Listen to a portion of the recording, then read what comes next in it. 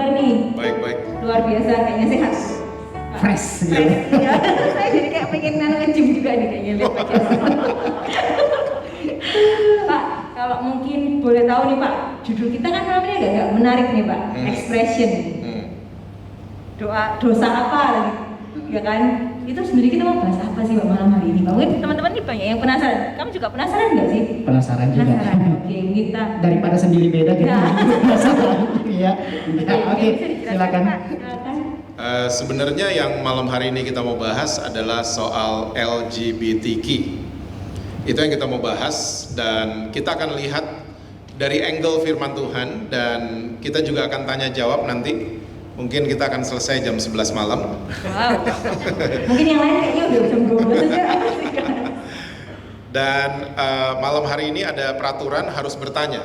Karena saya adalah seseorang narasumber yang pinter menjawab pertanyaan-pertanyaan yang gampang.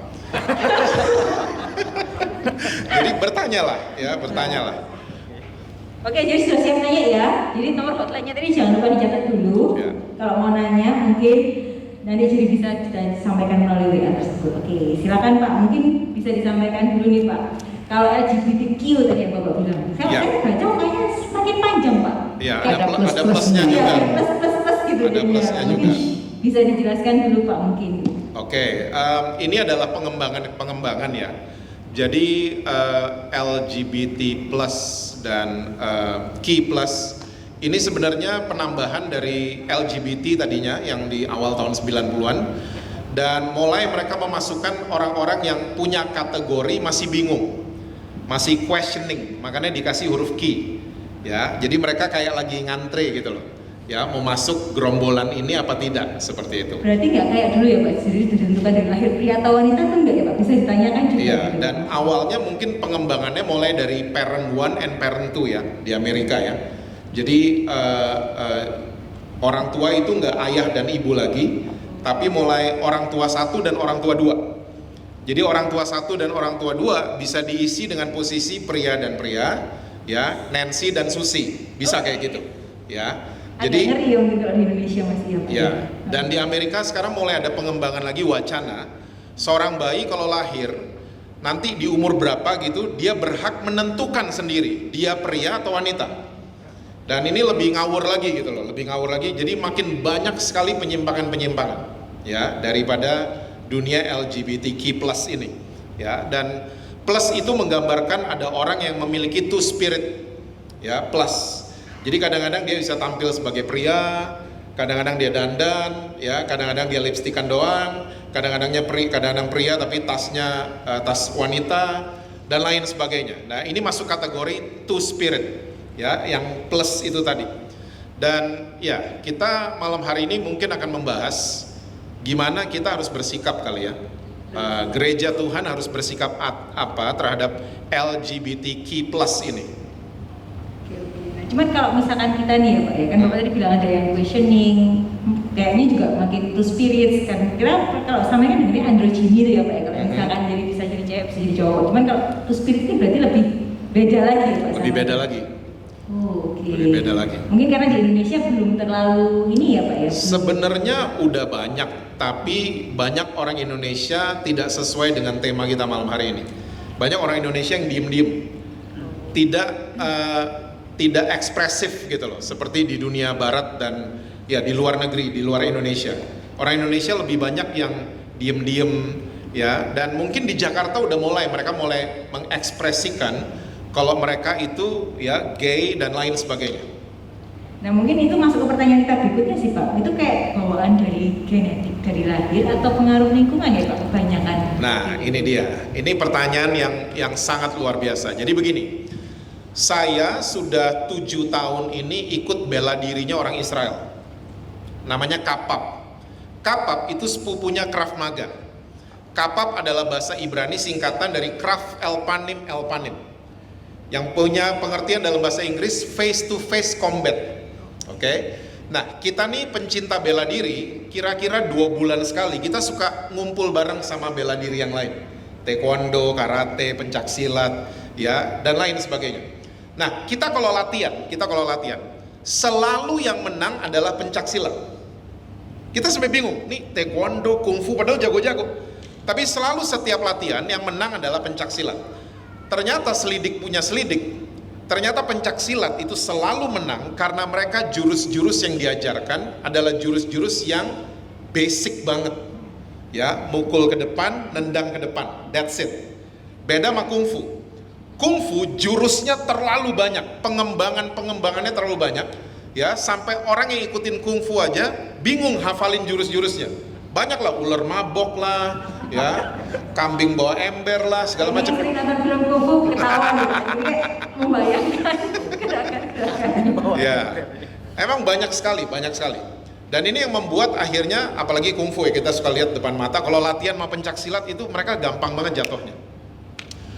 Nah, sering kali di dalam kekristenan juga sama. Seringkali pengajaran yang kita terima terlalu banyak pengembangan, akhirnya kita gampang jatuh. Karena apa? Kita basicnya itu nggak kuat. Dasarnya kita lupakan, dasarnya kita tinggalkan. Kita lebih mentingin yang pengembangan.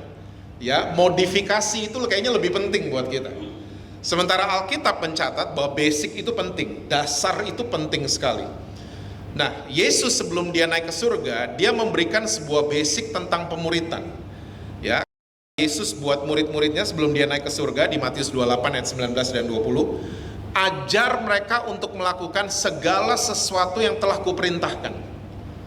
Jadi ternyata goal pemuritan adalah murid tersebut harus sampai pada level melakukan, bukan cuma mendengar.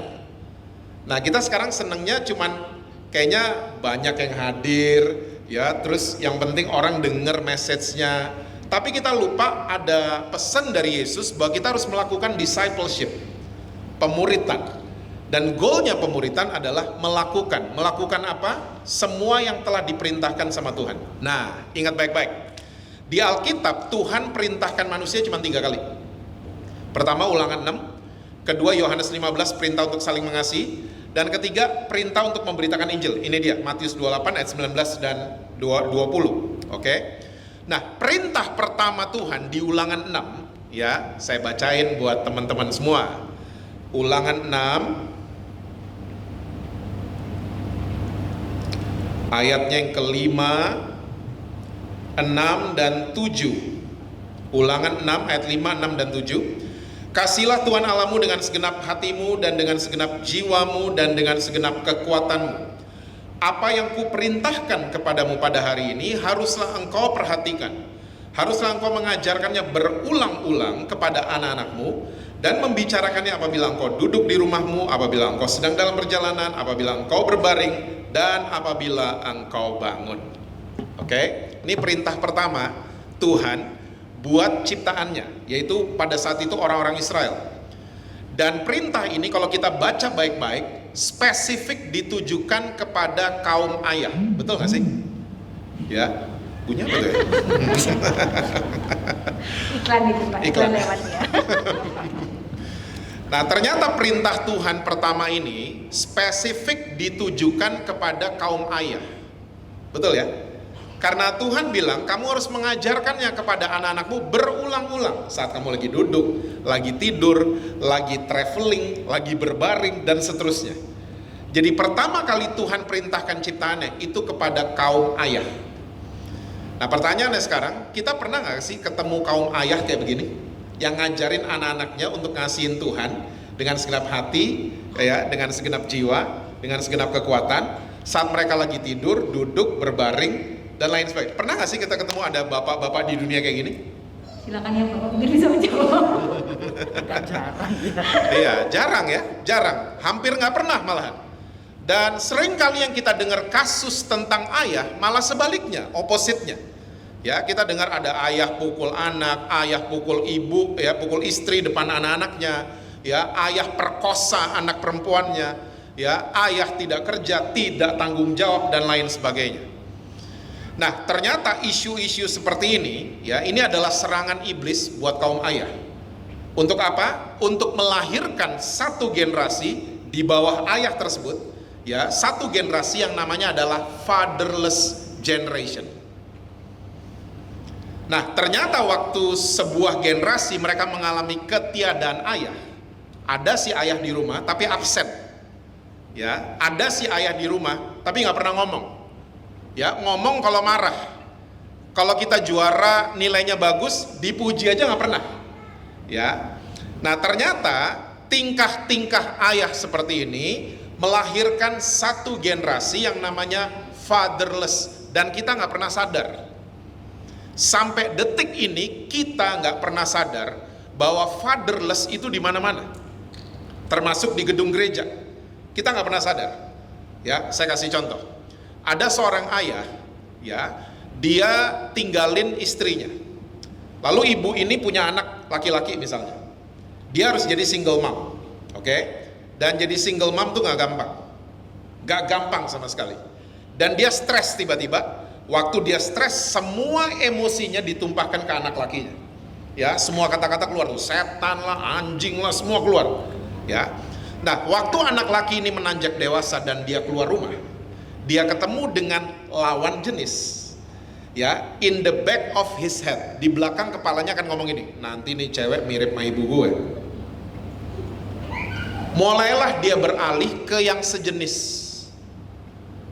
Ternyata 95% kaum gay datangnya dari sini. Bukan karena salah pergaulan. Ya, isunya adalah fatherless. Lesbian juga sama. Ya, diperkosa sama bapaknya. Bapaknya pukul dia, bapaknya verbal abuse dan lain sebagainya. Ini anak perempuan keluar rumah waktu dia dewasa, ketemu sama pria kayak bapak gua nanti. Hah? Mendingan sejenis aja deh. Ya, sama-sama tahu perasaannya sama-sama dan lain sebagainya. 95% gay dan lesbian itu karena fatherless. 5% cuman karena salah pergaulan. Ya, misalnya SMP gitu tiba-tiba di retreat sekolahnya segala macam dikerjain sama sejenis misalnya. Nah, itu salah-salah pergaulan kayak begitu.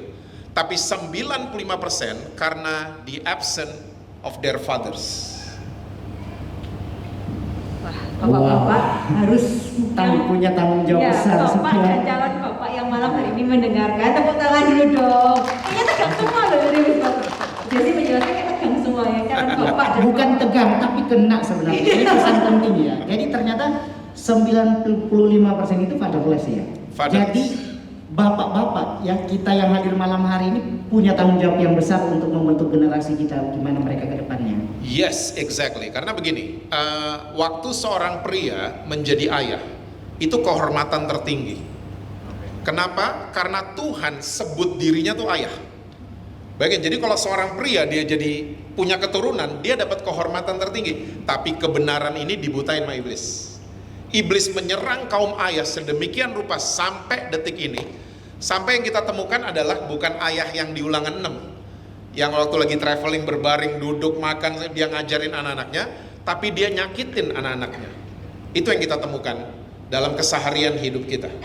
Ya, dan akhirnya kita temukan fatherless itu ada di mana-mana. Dan ingat baik-baik, kata father itu bukan berarti gender. Kata ayah itu bukan punya pengertian gender, harus laki, enggak. baru tahu ini saya Pak. Ya, karena kata ayah punya pengertian adalah sumber. Gitu. Jadi yang single mom, mungkin ada yang hadir atau kalian punya kakak atau saudara yang single mom, please pass this message. Ya, tolong sampaikan pesan ini, kalau jadi single mom harus jadi sumber, bukan jadi monster. Ya. Kalau jadi single father harus jadi sumber, jadi source buat anak-anaknya. Tentunya sumber yang baik. Ya, bukan verbal abuse, bukan pukul-pukulan dan lain sebagainya. Sumber. Wow, luar biasa banget ya malam hari ini. Ternyata kita nggak tahu nih Pak, kalau ternyata ayah dan ibu itu bukan karena gender, termasuk dari itu. Jadi itu kayak baru tahu nih ternyata sumber ya. Oke. Berarti kalau 95% pengaruh ke orang tua, 5% itu pengaruh lingkungan, apakah apakah tidak ada LGBT ini bawaan genetik dari lahir? Nah, ini yang saya sering, ini pertanyaan bagus ya. Saya suka ditanyain kalau saya lagi di luar Indonesia. Pastor, saya udah dari lahir kayak gini. Ya. Tapi setiap saya jelasin soal fathering, mereka keluar air mata. Ternyata mereka punya pengalaman yang sama, tapi mereka kayak dilupain gitu loh. Kayak dibutain, kayak dibikin lupa sama iblis. Dan mereka merasa itu mereka dari kecil udah kayak gitu. Ternyata waktu saya cuman sharing aja isu-isu fatherless, mereka semua keluar air mata. Mereka bilang, kita baru ketemu jawabannya. Kita pikir kita dari lahir kayak begini. Ternyata papa saya cuman kasih saya uang aja, nggak pernah diajak ngomong, nggak pernah dibeginin. Nggak apa-apa, nah it's okay son, nggak pernah digituin, nggak pernah dipeluk, ya, nggak pernah diajak ngobrol. Saya cuman diteriakin kalau saya bikin salah. Ternyata di luar Indonesia sama juga, ya, bukan cuman karena genetik, ya, jadi itu cuman alasan pembenaran lah. Saya temukannya seperti itu. Itu alasan pembenaran, dan yang lebih penting sebenarnya mereka dibutain sih sama iblis, dibutain dengan mereka nggak tahu fungsi daripada ayah. Kalau ibu Pak, itu sama aja sebenarnya, atau ada juga masih kenapa motherless, atau ada apakah juga ada hal-hal yang akan muncul Pak? Masih kalau ini kan father nih kita bicara awal, kalau untuk Iya. motherless. Jadi kalau udah dia jadi single mom, tadi saya udah bilang dia harus jadi sumber, harus jadi, dan kerjaannya pasti lebih berat. Karena kerjaannya seorang ibu adalah nurture, ya, memberikan gizi, menolong anak-anaknya bertumbuh dan seterusnya. Ya, sumbernya adalah bapaknya. Jadi kalau nggak lengkap, ya, ini single mom, dia punya double job, dan itu lebih harder than a normal parents. Luar biasa banget ini, pengetahuan baru banget ya, baru dengar pertama kali. Yang lain juga pada penasaran, yang mau sambil nanya jangan lupa saya ingatkan kembali bisa WA ke hotline kita. Soalnya pada hening semua ini, saya juga khawatir ini. Itu tandanya menyimak karena keningnya berkerut gitu ya. Kayaknya berusaha memahami Iya. gimana. Oke, Pak Jesse, seperti ini Pak Jesse. Kadang kan di luar sana kita melihat seperti ini.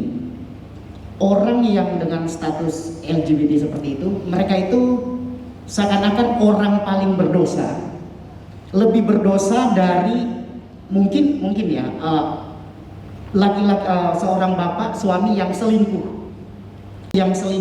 Seakan-akan banyak orang menyalahkan bahwa LGBT itu lebih berdosa gitu loh. Gimana kalau menurut Pak Jesse ini LGBT itu di mata Tuhan seperti apa? Itu mereka itu orang yang berdosa atau gimana ya? Oke, begini, kita semua adalah orang berdosa, setuju? Setuju. Wow, banyak yang nggak setuju kayaknya. Hah? Kita semua, termasuk saya, kita semua adalah orang berdosa. Oke, bedanya cuman ada yang ngaku, ada yang enggak. Ada yang ketahuan, ada yang enggak. Bedanya itu doang kok.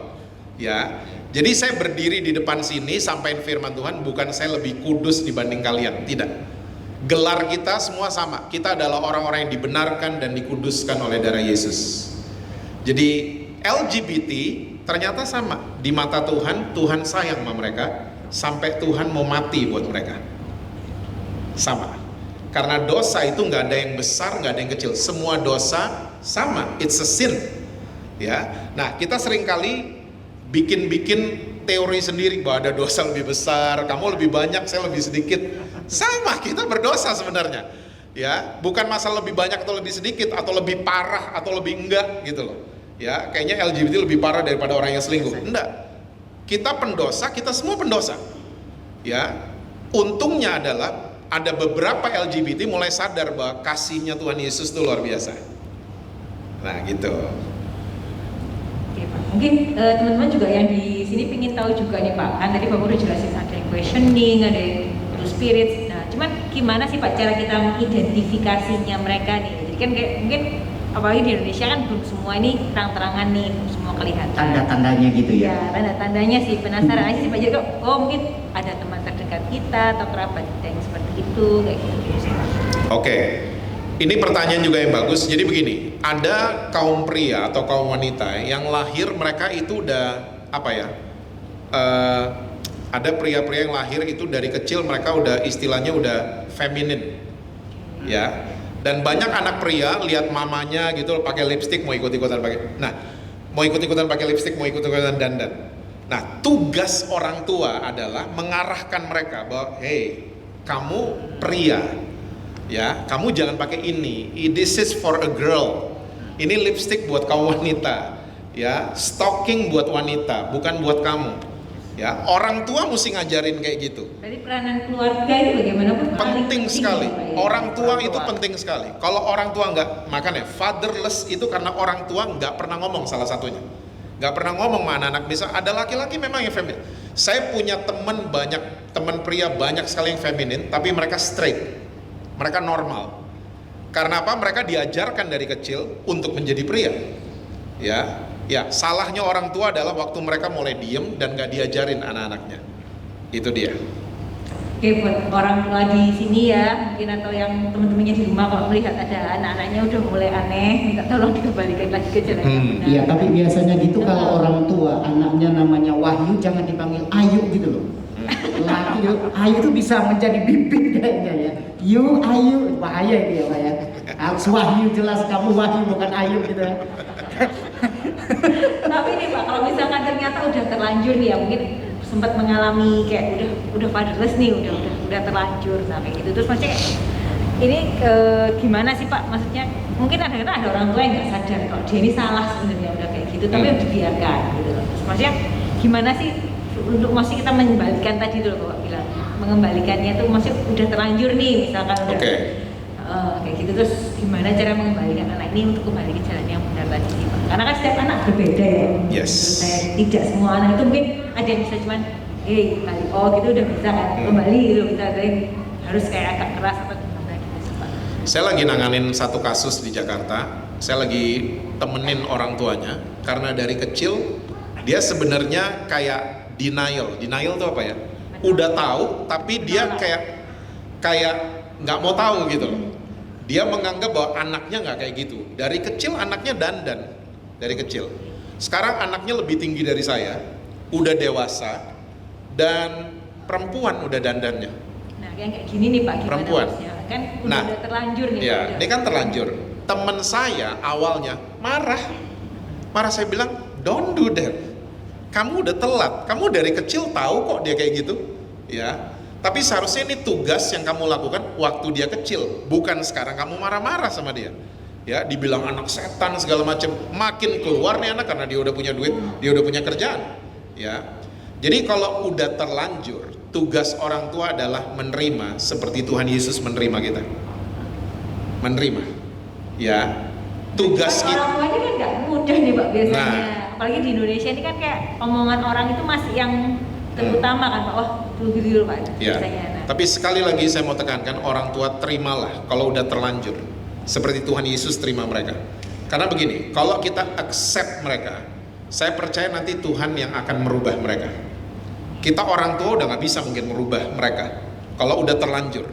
Tapi masih ada Tuhan Yesus yang sanggup memulihkan keadaan mereka. Tugas kita adalah mengasihi mereka. Bukan ditendang, bukan dibuang, bukan dikata-katain, bukan dibully, bukan. Tapi tolonglah dirangkul. Kata terlanjur itu Pak kira-kira ya dari usia berapa kira-kira? Mungkin anaknya dari sampai usia berapa oh ini sudah terlanjur sampai usia berapa kisaran Pak? Ada? Nggak ada ukuran ya, nggak ada terminologi untuk menyatakan umur berapa karena kebanyakan itu yang kelihatan itu waktu mereka SMP, meleteknya SMA. Umur sekolah gitu ya Pak. Ya, meleteknya SMA biasanya. Karena biasanya udah mulai lihat temennya dandan, lihat temennya ini dia mulai. Dan nggak semua orang gay itu dandan, nggak semua. Karena tolong ingat baik-baik, gay itu ada dua, top sama bottom. Top itu kayak laki, bottom itu yang ngondek. Tahu ngondek? Tahu. Oh tahu ya kalian ya. Kebetulan punya teman-teman yang seperti itu sih Pak. Jadi Yeah. memang maksudnya cuman kadang-kadang kita nih sebagai teman gitu juga kan kayak agak gimana ya caranya mengingatkan dia karena kan mungkin ada di tempat kerja biasanya atau Yeah. mungkin salah satu saudara kita atau kerabat kita yang pada akhirnya juga mengalami seperti itu. Nah mungkin gimana nih Pak cara kita untuk bersikap kepada yang teman-teman kita atau keluarga kita yang seperti itu? Saya ceritain soal saya aja. Saya kalau ketemu sama mereka, ketemu sama keluarga yang seperti itu, saya bersikap seperti kepada kamu dan kepada kamu. Biasa aja. Ya. Nah, orang berdosa seringkali itu trauma datang ke gereja. Trauma cerita sama orang gereja. Karena kita punya ekspresi yang kadang-kadang surga tuh nggak ada kayak gitu. Kayak misalnya mereka cerita sama kita, saya sebenarnya gay loh, saya sebenarnya lesbian. Kita ekspresinya biasanya gimana? Kamu? Kok kamu gitu? Ih, kok kamu gitu? Nah, ini ekspresi kayak gini bikin orang trauma. kayaknya mereka tuh jijik banget gitu loh. Ya, padahal kita sebenarnya sama kok. Kita orang berdosa sebenarnya. Kita mesti sadar kayak gitu. Oke? Jadi saya itu punya kebiasaan, saya sebisa mungkin act normal to them. Ya, biasa-biasa aja gitu sama mereka. Saya jadikan mereka teman, yang keluarga saya tetap jadikan mereka sepupu, ponakan dan lain sebagainya. Saya treat mereka sama seperti saya treat yang katanya orang normal.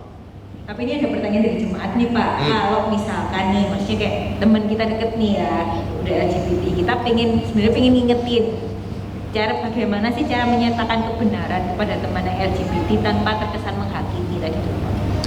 Oke, kalau udah temen berarti udah selevelan kita dong umurnya. Udah selevelan kita. Mereka bukan anak-anak. Betul, sudah dewasa lah. Udah dewasa. Ya, kalau kita ngingetin, mereka adalah orang-orang yang terluka. Ingat, LGBTQ itu adalah orang-orang yang terluka hatinya. Kalau kita ingetin, mau sebaik, mau sebagus apapun nada kita, mereka tetap akan terluka. Dan kalau kita benar-benar temennya mereka, nah jadilah temen yang berusaha untuk mengerti mereka, yang berusaha ngopi di Starbucks tetap sama mereka, ya, makan bareng mereka, dan seterusnya. Nanti tenang aja, Tuhan yang merubah mereka. Berarti tugas kita hanya tetap jadi teman ya teman-teman. Menerima, mendukung mereka. Mendukung gimana Pak? Gak mendukung ya. Jangan mendukung ya. Karena mendukung sama menerima itu beda. Ya, saya dukung kamu ya. Kan beda ya. Supportif ini sih Pak. Kamu mau operasi kelamin, saya dukung. Kan beda lah, dukung beda dong. Oke. Nah ini ada yang tanya lagi nih Pak, sebenarnya sudah sempat ditanyakan tadi ya, cuman ada yang mungkin masih dipertanyakan lagi. Ortu saya single mom, bagaimana saran untuk kami sebagai mama mendidik anaknya? Sebab anak-anaknya sudah fatherless, ortunya pisah. Iya, ya. Ini jawabannya tadi saya udah kasih tahu bahwa mama ini mesti jadi sumber. Mama ini saya ngerti banget ya bahwa mama ini pasti stres, capek dan lain sebagainya. Tapi bilang to their mom untuk jadilah sumber. Seperti apa sumber? Belajar dari karakter Bapa di surga. Seperti itu. Oke, jadi diingatkan sekali lagi buat teman-temannya yang mungkin single mom, mungkin bisa menjawab ya pertanyaan. Sudah bisa menjawab pertanyaannya tadi bahwa memang tetap harus jadi sumber yang baik ya Pak. Yes. Harus ingat Papa kita tuh luar biasa. Iya. Ini pertanyaan juga mirip-mirip dengan yang tadi. LGBT kalau cowok kan terkadang belum tentu feminim, yang maco pun terkadang juga LGBT. Kita mendeteksinya gimana ya supaya kita bisa tahu anak kita itu terjebak di dunia itu atau tidak. Oke. Cara deteksinya. Kalau misalnya mungkin yang sudah bawa tas misalnya kan kelihatan ya. Tapi kalau Jalannya masih biasanya. iya. Kalau Tapi anak kalau kita anak- ini padahal kelihatan kan dibilang tadi yang maco juga sebenarnya. Ya. Soalnya kalau di gym Cara itu deteksinya. kan kelihatan ya Pak. Kalau di gym yang saya tahu Ya. rata-rata yang terlihat tuh di gym. Jadi kelihatannya oke badannya. Badannya gini ya. Ya, tapi Kalau ternyata perut seperti ini pasti laki ya. Yang perlu dipertanyakan tuh yang berotot ya. Yang benar ini pasti laki ya. Kita kembali ke laptop tadi ya. Pertanyaan tadi cara deteksi gitu. Iya. Anak kita gitu loh. Iya, biasanya kalau saya mendeteksi mereka adalah kalau mereka kumpul sama teman-teman perempuan. Kalau teman-teman perempuan mereka udah berani peluk-peluk dia segala macam, ya itu ada sinyal kuat bahwa dia adalah gay. Karena semua perempuan mau peluk dia, ya. Jadi ini yang udah dewasa ya, Iya. bukan anak-anak tapi Usia dewasa. SMP gitu lah ya. Iya SMA lah, SMA. bukan SMP. Oke. Ya, semua teman-teman perempuannya semuanya mau deket sama dia, bahkan mau peluk-peluk dia tanpa rasa risih dan lain sebagainya. Karena pria ini mulai ilfeel sama perempuan kan. Jadi perempuan-perempuan ini menganggap oh nggak apa-apa peluk-peluk dia dan lain sebagainya. Nah itu tanda atau sinyal yang sering saya lihat dari seorang pria yang udah belok. Iya. Gitu. saya soalnya juga punya temen yang kayak gitu sih. Jadi kayak kalau di office tiap pagi bedakannya lebih tebal. Nah. Jadi kayak Ya itu salah satu sinyal juga, tapi itu udah kelihatan kan. Iya. Ini kan ini pertanyaannya tadi kalau kita mau Kelihatan. pengen tahu. Iya, Nah, pengen tahu dari kalau udah pakai deteksi bedak, awal. pakai bedak, pasang bulu mata, nah itu udah beda ya. Beda ya, Cin. Nah, coba lihat kiri kanannya ada yang cowok yang pakai bulu mata nah ini. Atau jangan-jangan ada yang bawa tas cewek. Coba lihat samping kiri kanannya, pastikan. Foundation mungkin. Nggak, di sini nggak ada ya, nggak ada yang ngaku gitu. Nggak ada. Halo ya, ini semua maco semua ya pasti. Oke, masih menunggu juga pertanyaan-pertanyaan, kita tunggu ya. Jadi kalau ada pertanyaan yang kurang jelas bisa langsung WhatsApp ke nomor call center di atas ini 0821 3210 3698. Ya, kami menunggu pertanyaan Anda. Oke, lanjut. Pak, sama-sama tadi kan kalau dosa semua orang ini kan pendosa ya Pak. Nah, cuman mereka boleh nggak sih pakai pelayanan di gereja dan lain sebagainya? Nah, Mungkin ada beberapa yang punya kerinduan juga nih, pingin. Bukan kerinduan, mungkin sudah pelayanan. Nah, mungkin atau Bisa sudah nggak, pelayanan, masa Pak? boleh Kita nggak? tahu. Bukan boleh nggak boleh kan kita nggak ngerti. Oke, menurut pandangan Bapak. Nah ini dia, kaum LGBT itu udah masuk di segala lini, di pemerintahan mereka punya posisi, di mana-mana mereka punya, bahkan ada satu film yang true story itu aktornya jadi dapat Oscar, Sean Penn, ya filmnya judulnya Milk, ya Milk itu berapa tahun lalu dia dapat Oscar, dan ini ternyata true story tentang senator yang memperjuangkan dirinya, ya memperjuangkan LGBT untuk masuk di pemerintahan. Nah, salah satunya tahun 78 ini Harvey Milk namanya, diperankan sama Sean Penn. Nah, kaum LGBT udah mulai masuk di mana-mana. Ya, yang mereka nggak bisa masuk seringkali adalah di gereja. Kenapa? Karena kita tolak mereka. Pertanyaannya, Yesus tolak mereka nggak sih? Enggak kan? Nah, seharusnya kita juga enggak dong. Gitu, seharusnya kita rangkul mereka, kita fathering mereka. Ingat, mereka itu fatherless. Kita seringkali menyerang akibatnya. Akibatnya adalah gay, lesbi, itu kita serang. Oh begini. Kita lupa sebabnya yang mesti dibenerin. Sebabnya adalah mereka itu fatherless. Gereja mesti jadi father. Gereja mesti jadi coach, ditemenin. Ya, dan kalau mereka emang udah kelihatan berubah, kalau saya fathernya, saya kasih mereka pelayanan. Seperti itu. Apa tidak akan mempengaruhi yang lain? Misalnya mungkin Karena begini, saya kalau mereka punya kelemahan seperti itu, saya nggak akan buka ya masuk di Instagram, oh he's gay gitu, saya posting gitu, enggak, ya, atau enggak, nih lesbian kenalin teman saya nggak akan gitu-gitu, ya, karena kasih menutupi segala sesuatu, ya, kalau kita mengasihi mereka, kita tutupin pelanggarannya, kita keluarkan kelebihannya, ya, bukan pelanggarannya, dan kalau mereka jatuh lagi, tentunya kalau fathering itu namanya coaching kan ya.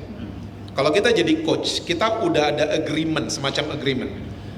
If you fail again, kamu yang disiplin dirimu sendiri. Ya, mungkin mundur sebentar, mungkin berdiam diri, mungkin take sabbatical leave dan lain sebagainya. Nah, nanganin orang-orang kayak gini memang mesti niat. Nggak bisa cuman kita ngelihat dia pelayanan di panggung aja segala macam, tapi kita mesti temenin mereka. Jadi coach buat mereka. Oke, seorang coach itu kerja saat stadion nggak ada penonton, betul ya? Iya. Ya, atlet bekerja saat stadion penuh dengan penonton. Ya, lalu waktu kesebelasannya juara, yang pertama terima piala bukan pelatihnya, tapi kapten kesebelasan duluan. Jadi pelatih adalah pekerjaan atau pelayanan yang nggak terkenal. That's my point. Ya, makanya fathering banyak yang nggak mau masuk di pelayanan fathering, itu banyak yang nggak mau. Ya, sementara saya udah dari 20 tahun lalu atas anugerah Tuhan, saya ketemu dengan gay dan lesbian. Puji Tuhan banyak yang berubah. Ya, puji Tuhan juga masih banyak yang proses untuk berubah ke arah yang lebih baik. Nah, cuma dari pengalaman Bapak tuh Pak, yang sudah pernah dialami ini selama ini, bisa benar-benar sembuh atau enggak sih Pak? Oke. Nah, Karena itu yang masih kita pengen tahu sih Pak. Ini nih. Benar-benar Seru nih. bisa sembuh Atau balik kambuhan. ke normal atau nanti kadang ada teman yang ngajak lagi kambuh lagi kayak Ya. gitu kan Pak. Ya. Saya punya beberapa teman-teman gay yang bertobat, ya. Mereka itu tobat dengan gak mau lagi berhubungan dengan yang sejenis, tobat. Tapi mereka seringkali kita pelayan Tuhannya gini, lo nikah dong, nikah biar kelihatan lo bertobat. Itu salah banget loh sikap kayak gitu. Karena apa? Kasihan bininya. Bininya akan merasa, istrinya akan merasa dia nggak sayang sama istrinya. Dan ini saya udah lihat di mana-mana. kita orang gereja paksain mereka nikah, tapi sebenarnya mereka nggak di situ. Karena hatinya tetap nggak bisa ya Pak. Mereka mau setobat-tobatnya, ada pria dan wanita, mata mereka ke pria duluan. Orientasi seksualnya yang berarti Yes. tidak bisa berubah ya Pak. Nah, yang bisa rubah cuma Tuhan Yesus. Jadi kalau mereka merasa mereka bisa menikah, baru kita kasih lampu hijau. Jangan pemaksaan dari kita. Berarti Seperti sembuhnya itu. berbeda, sembuhnya sembuh bertobat, tapi belum tentu orientasi seksualnya juga ikut berubah. Jadi mereka memutuskan untuk sendiri, Oke. tidak menikah, tidak merugikan kehidupan orang lain. Tapi banyak apa yang seperti itu selama ini yang Bapak alami? Lebih banyak. Lebih banyak yang Lebih banyak. mau usaha Lebih banyak. sendiri aja ya Pak? Yes, karena saya melihat banyak yang maksain, kasihan istrinya, akhirnya tahu istrinya. Mungkin bisa Oke, dibacakan. ini ada juga pertanyaan dari jemaat. Ini sebenarnya tadi sudah dijelaskan, cuman mungkin dipertegas lagi ya. Apakah LGBT itu bisa merupakan kutuk atau kutuk turunan? Bisa dilayani pelayanan pelepasan? Iya, pelepasannya modelnya bukan dalam nama Yesus urus muntah gitu orangnya. Mungkin udah nggak gitu kali. Tapi pelepasannya kita melakukan pelayanan fathering, coaching, ditemenin baik-baik, ditemenin, ya. Kalau mau dibilang kutuk tuh udah selesai di atas kayu salib. Semua udah diambil sama Yesus. Jadi jangan percaya ada kutuk yang nimpa kita. Ya, percayalah LGBT 95% karena fatherless, bukan karena kutuk. Ya. Dan saya mau cerita mungkin sama teman-teman semua. Berapa tahun lalu saya kedatangan seorang ibu dalam tanda kutip. Waktu dia datang di kantor kami, semua satu kantor berhenti bekerja. Karena nih ibu cantik banget dan wangi banget. Semua sampai berhenti ngeliatin. Dia jalan ke ruangan saya lagi. Ya, sampai di ruangan saya juga bengong liatin. Wow, cantik banget. Terus ruangan jadi wangi banget. Tapi waktu dia ngomong, "Halo Pak Jesse," ternyata dia Pak laki ternyata. Itu Ya. yang sekarang jadi kita kan bang, oh ya Pak mungkin ke Thailand. Ya, Ya. ternyata dia laki. Dia ngeliat postingan khotbah 1 menit, ya, dan dia akhirnya mau ketemu saya. Dan waktu dia ketemu saya, dia sudah DP down payment rumah sakit di Jerman untuk operasi ganti kelamin, oke? Dan waktu dia ngomong-ngomong segala macam, saya bilang sama dia, Bu, Pak, saya bingung manggil dia kan, Kak mungkin. Bro, salah juga manggil bro, ha? Saya bilang sama dia, saya bersedia menjadi teman kamu. Ingat ya, teman kamu. Tolong digarisbawahi, teman. Ya, saya bersedia jadi teman kamu. Dan selama 6 bulan itu ngeri dalam tanda kutip. Karena setiap saya jalan sama dia, makan bareng dia, ya, dia selalu tangannya ada di bahu saya. Dia ngondek jalannya dan suaranya gede banget. Kita makan di mana, Beb? Pak, Aduh. pertanyaan yang saya pikirkan dari istri Bapak reaksinya gimana? Istri saya berdoa dari rumah. Dan semua di mall itu matanya ke saya, bukan ke dia.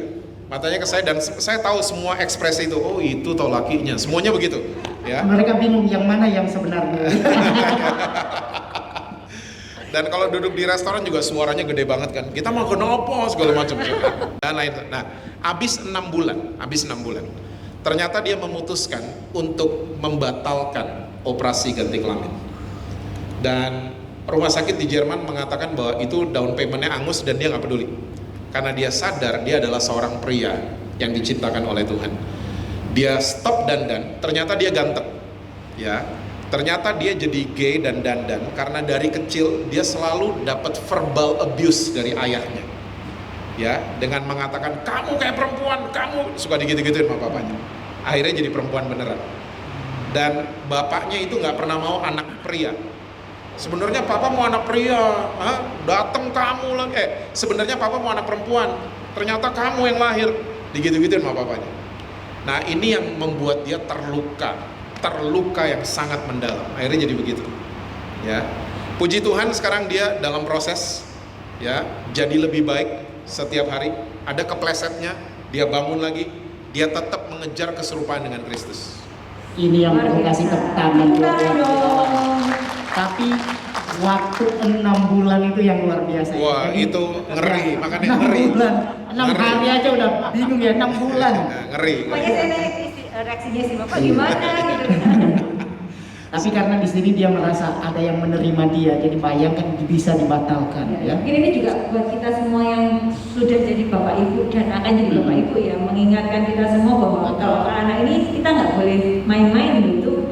Verbal abuse itu kelihatannya kayak sesuatu yang ringan mungkin ya Pak. Kita bilang kita kan goda-godain gitu ya, mungkin keponakan kita lagi. Tapi ternyata itu sebenarnya ada pengaruhnya, Pengaruh yang luar biasa. luar biasa dan membekas gitu. Jadi mungkin harus diingat juga buat teman-teman semua ya. Jadi mungkin pelajaran berharga buat kita malam ini juga. Ya, apalagi nangis yang ketelen ya. Pernah dengar istilah itu? Jadi saya punya my daughter punya temen yang gay. Dia akhirnya terbuka sama saya. Dia pernah waktu dulu my daughter tuh udah sarjana hubungan itu. Dulu waktu di SMP, dia itu dibully sama teman-teman SMP-nya. Dibilang perempuan kayak perempuan gitu. Dia datang ke rumah nangis, ngadu sama bapaknya, "Pak, teman-teman bilang aku kayak perempuan." "Emang kamu kayak perempuan?" digituin sama bapaknya. Dia lagi nangis, berhenti nangisnya. Nah, itu nangis yang ketelen. Itu ngeri banget. Ya, itu mengerikan. Makanya Alkitab bilang, "Hai orang tua, jangan bangkitkan amarah di dalam hati anak-anakmu." Itu mengerikan. Dan akhirnya dia turn out jadi seorang gay. Ternyata pengalaman hidup itu luar biasa sekali. Pak, ini ada pertanyaan lagi nih Pak. Jadi ada mungkin salah satu jemaat yang pacarnya atau suaminya adalah gay, dan pada akhirnya suaminya mungkin ini lebih tepatnya. Akhirnya teman saya bercerai karena mengetahui suaminya gay. Bisa dibilang biseksual karena menikah Pak dan sudah punya anak. Gitu. Nah, apa yang harus dilakukan ketika mengetahui suami kita seorang gay? Harus bercerai atau gimana Pak enaknya? Oke, ini yang tadi saya jelaskan. Ya, bahwa seringkali waktu kita melayani orang yang gay dan dia berubah, kita paksa dia untuk married. Bisa punya anak? Bisa. Ya, karena apa? Karena apa kata orang. Ya, kejebak dengan itu. Akhirnya waktu istrinya tahu, kasihan istrinya. Kasihan istrinya. Nah, jawaban saya kalau dia bertanya boleh cerai apa enggak, coba tanya sama Tuhan. Jangan tanya sama Jesse Lantang. Gitu jawabannya. Tetap dari diri sendiri ya Pak? Ya, Setiap dari orang. pribadi masing-masing. Karena Kayak gimana? Gimana pun yang bisa kandungan susah diceraikan manusia. Yes, Ya. betul. Oke. Nah, berikut ada pertanyaan dari jemaat ini. Bagaimana tanggapan Bapak mengenai ada pendeta yang melayani pemberkatan nikah seorang gay dan lesbian di gereja? Karena saya dengar di luar negeri udah diizinkan. Tanggapan Bapak? Ini pertanyaan bagus karena ini adalah aniaya buat gereja. Jadi tolong ingat baik-baik, aniaya bukan cuma gedung kita dibakar-bakar, tapi aniaya secara spirit dan mindset. Ini udah terjadi di mana-mana. Kalau gereja tidak memberkati, gereja ini bisa dituntut melanggar hak asasi manusia. Ini udah terjadi di Belanda, di Jerman, sudah terjadi. Nah, sikap gereja seperti apa? Nah, itu dia, balik ke masing-masing kita. Ya, balik ke apa kata Tuhan Yesus. Oke? Dan kalau kita benar-benar bilang no, ya, dan bersedia gereja kita ditutup dan dituntut dan lain sebagainya, ya, itu saya percaya akan ada hal yang luar biasa yang Tuhan Yesus kasih buat gereja tersebut. Nah, salahnya adalah banyak gereja mulai ikut-ikutan kompromi, ikut-ikutan, ya, dengan aniaya seperti ini, aniaya cara berpikir, aniaya spirit dan lain sebagainya. Kita mulai kalah di situ-situ, ya. Makanya saya suka bilang sama teman-teman yang di Eropa, berani dong, say no to government. Ya, bilang tidak kepada pemerintah bahwa kita berdiri di atas firman Tuhan. Ya, jadi kita nggak pernah akan memberkati pasangan gay, ya, atau lesbian. Seperti itu. Ini mungkin pertanyaan yang agak-agak udah mau terakhir Pak. Oke. Oke. Jadi kalau tadi kan kita bicara mengenai coach tadi ya Pak, ya fathering dan sebagainya. Nah, kalau di gereja ini sebaiknya yang jadi coach ini gender apa Pak? Maksudnya apakah harus pria atau boleh wanita atau gimana? Sementara kan yang kita hadapi itu nanti kan kayak yang orang yang seperti sesama kita. Misalkan saya nih coaching ternyata lesbian misalkan gitu kan Pak, itu. Terus gimana caranya supaya kita bisa jadi coach Pak? Apa yang harus dipersiapkan untuk pelayanan tersebut? Ya, jawabannya simple. Saya biasanya melakukan coaching buat gay dan lesbian itu nggak sendirian, tapi ada beberapa orang, termasuk istri saya dan lain sebagainya, mencegah mereka naksir, ya, mencegah mereka ya bukan dengerin tapi cuman ngeliatin aja gitu. Ya, terus jadi ngebayangin. Kacau. Dia ngelihatnya mencurigakan loh. Masih tidak percaya. Nanti anaknya dia jadi kenalin dulu mungkin. Jadi ya seperti itu ya, mendingan tim. Kalau melayani mereka itu tim, jangan sendiri-sendiri. Karena untuk pelayanan yang lain sekalipun, jangan suka sendiri-sendiri juga. Ya, mau kalau lagi konseling beda jenis, ajaklah istri atau suami. Ya, gay dan lesbian juga sama. Nah yang harus dipersiapkan apa aja nih Pak? Maksudnya kita mempersiapkan diri kita gimana Pak? Bisa Nah itu, diceritain. kita mesti paham tentang pengajaran soal fathering. Mesti paham, karena banyak sekali ayat-ayatnya dan gak pernah dibahas di gereja. Gak pernah dibahas. Ya, saya kasih contoh salah satu ya. Ini udah masalah dari gereja Korintus. Coba boleh ditangin 1 Korintus 4 ayat 15 kalau nggak salah. 1 Korintus 4 4 ayat 15. People Matt minta tolong. 1 Korintus 4 ayat 15. Nah ini kan, sebab sekalipun kamu punya beribu-ribu pendidik dalam Kristus, kamu tidak mempunyai banyak bapa, karena akulah yang dalam Kristus Yesus telah menjadi bapamu oleh Injil yang kuberitakan kepadamu. Ya, ini kasusnya kayak gereja sekarang ya. Kita pendidik banyak banget hari ini, tapi bapak kita hampir nggak ada. Karena sekali lagi ini pelayanan nggak terkenal. Yang dapat medal, dapat piala itu anak-anak kita. Dan Yesus ternyata melakukan pelayanan fathering. Apa buktinya? Yohanes 14 ayat 12. Kamu akan melakukan pekerjaan lebih besar daripada aku. Seorang bapak kalau dia supir bajai, dia mau anaknya pilot pesawat.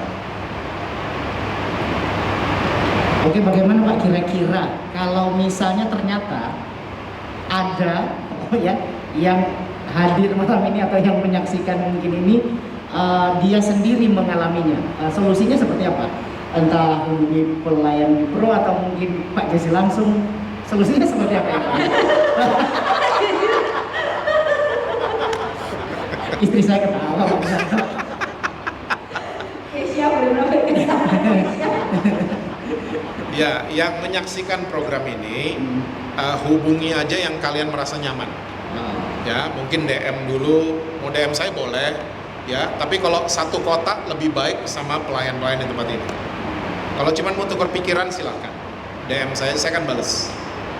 Nah Pak, kita tadi bahas masalah fathering, kan masih banyak nih yang sebenarnya belum disampaikan nih di gereja, masalah fathering dan lain sebagainya ini. Kalau menurut Bapak, berarti selain fathering ada yang lain lagi mungkin Pak yang harus kita kupas mengenai LGBT? Sebenarnya yang mesti dikupas cuma fathering. Si fathering ya? Karena 95% sampai hari ini itu karena fatherless. Sumber masalahnya di sana. Jadi kalau mereka datang ke gereja, gereja mesti jadi father, gereja mesti jadi sumber buat mereka. Bukan dihakimin, bukan ditendang keluar, bukan dibully, bukan. Tapi jadi father buat mereka. Oke, mungkin pembahasan berikutnya mungkin bisa kita bahas mengenai father tadi ya Pak. Boleh Jadi dong. kan mungkin teman-teman yang di sini kan bukan father ini bukan masalah gender ya Pak, Ya. tapi semua ini kita sebenarnya father. Kan? Ya. Yang Bapak bilang tadi, jadi mungkin Ya.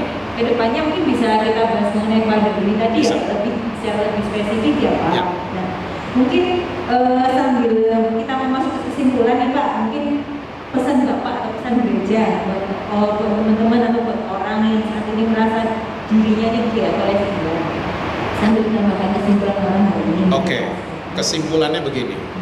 Tuhan Yesus dari Tuhan ya, dari perjanjian lama tidak pernah fokus sama dosa. Dari tulah ke-10, fokusnya malaikat adalah ada darah domba apa tidak. Bukan keadaan keluarga Yahudi di dalam rumah, bukan. Ya, jadi fokusnya surga dari dulu sampai sekarang adalah korban, bukan dosa. Oke? Masuk hukum Taurat, ribet kan? Ya, banyak ayatnya itu soal LGBT. Kalau tidur sesama jenis mati segala macam. Kalau mau tetap hidup, ribet. Mesti cari domba jantan tambun tidak bercacat, cari sampai ketemu di Topet atau di Shopee, ya. Dan waktu udah ketemu, diantar ke rumah, tak paket datang gitu. Kita harus bawa domba ini ke imam besar, ya. Pendosa, misalnya saya pendosa, saya harus bawa domba ini ke imam besar. Waktu saya lagi jalan ke arah imam besar udah tahu kalau saya berdosa karena saya bawa domba, ya. Sampai di hadapan imam besar, saya nggak diinterogasi loh. Kamu bikin apa tadi malam? Kamu nonton apa? Kamu minum apa? Saya nggak digitu-gituin. tapi yang dicek adalah korbannya, dombanya yang dicek. Dan waktu ditemukan tidak ada cacat, domba ini jadi korban bakaran. Dan misalnya saya pendosanya, saya dinyatakan tidak berdosa untuk 1 tahun. Aturannya hukum Taurat. Oke? Hari ini kita punya korban yang sempurna, anak domba Allah itu sendiri. Ya, dia disiksanya nggak cuma sekali disembelih lehernya, enggak. Dia disiksanya dari malam sampai besok. Hancur tubuhnya. Oke? Dan waktu dia disiksa dan mati buat kita sama, 2 hal terjadi. Kesuciannya Yesus pindah ke kita, dosa kita pindah ke dia. Dan kita dikuduskan sekali untuk selama-lamanya. Nah, kalau kita mulai punya pengertian seperti ini, kita fokusnya nggak sama dosa orang lain.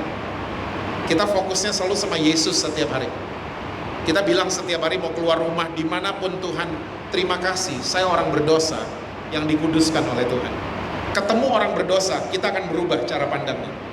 Ya, ketemu LGBT, kita akan berubah cara pandangnya. Kita akan melihat seperti Tuhan melihat dia. Tuhan terima kasih. Kalau dia cerita, jangan kasih itu ya. Jangan kasih ekspresi, hah, lu gay? Ih, jangan gitu-gitu. Ya, tapi ya, mulai rangkul orang ini. Ya, rangkul dengan kasih karunia daripada Tuhan Yesus. Nah, ini yang diperlukan sama gereja. Ya, akhirnya kita jadi less judgment, kita jadi kurang banget hakimin orang, kita lebih ngerti orang, dan resultnya akan lebih bagus. Kita akan lebih banyak lihat pemulihan terjadi. Seperti itu. Boleh kasih tepuk tangan ya dalam banget malam hari ini ya. Dan tentunya ada beberapa banyak hal sebenarnya yang harus dilakukan gereja, evangelis dan segala macam. Kita juga sih, dari kita juga ya. Mungkin buat teman-teman terdekat kita, buat orang sekitar kita dan lain sebagainya ya Pak ya. Karena mungkin kita sebagai orang kan segitu loh Pak ya, Bapak tuh pindah di ekspresinya masih merendahkan sekali. Oke, terima kasih banyak Pak Jesse. Ya, sama-sama. Ini luar biasa sekali. Tepuk tangan sekali lagi luar biasa buat Pak Jesse walaupun keluar